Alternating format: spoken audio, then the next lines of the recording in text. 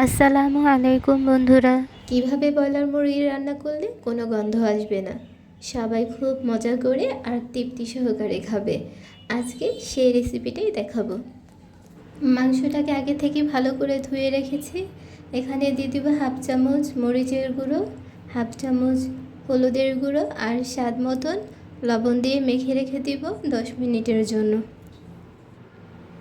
এরপর একটা কড়াইতে পরিমাণ মতন তেল নিয়ে একটু গরম করে নিব।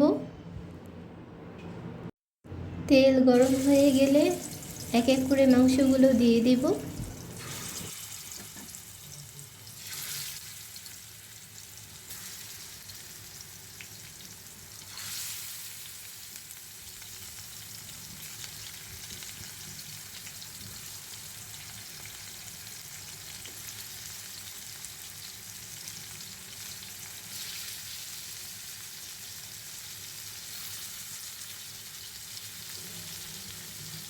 মাংসগুলোকে হাই হিটে ভেজে নিব 10 মিনিটের জন্য। এক পাশ ভাজা হয়ে গেলে উল্টে আমি আরেক পাশ ভেজে নিব।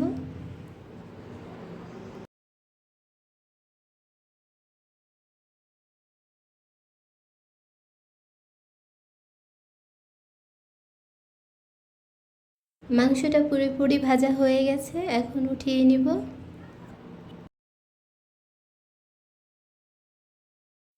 সামান্য তেল দিয়ে দিলাম পেঁয়াজ কুচি। এটাকে ভেজে নেব যতক্ষণ এর রঙটা বাদামি কালার না হচ্ছে।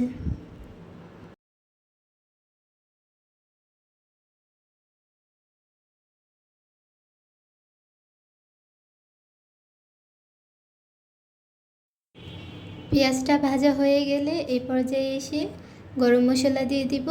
এখানে আছে তেজপাতা, দারচিনি, এলাচ আর হলো লবঙ্গ। এগুলোকে দিয়ে হালকা ভেজে নিব। এই পর্যায়ে দিয়ে দিলাম 1 চামচ মরিচের গুঁড়ো, হাফ চামচ হলুদ গুঁড়ো, হাফ চামচ ধনিয়ার গুঁড়ো।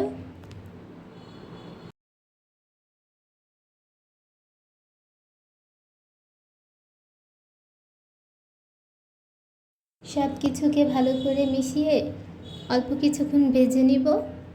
এরপর সামান্য পানি দিয়ে দিব যাতে মশলাটা পুড়ে না যায়।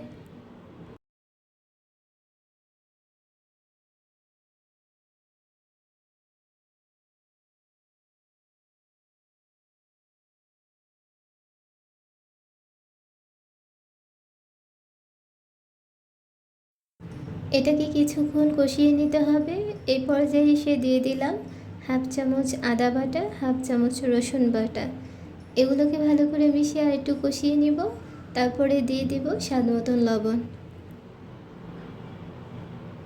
কষানো হয়ে গেলে মাংসটা এর মধ্যে দিয়ে দিব। মাংসটাকেও ভালো করে মিশিয়ে কষিয়ে নিব 5 মিনিটের জন্য। মাংসটা কষানো হয়ে গেলে পরিমাণ মতো পানি দিয়ে তারপরে এটাকে সিদ্ধ করতে বসিয়ে দিব যতক্ষণ না এটা পুরোপুরি সিদ্ধ হয়ে যাচ্ছে।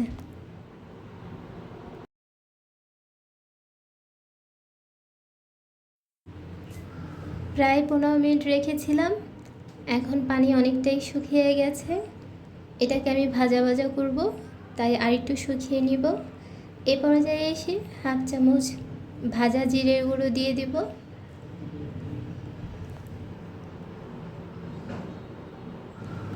সব কিছুকে ভালো করে মিশিয়ে নিয়েছি। মাংসটা পুরোপুরিভাবে হয়ে গেছে।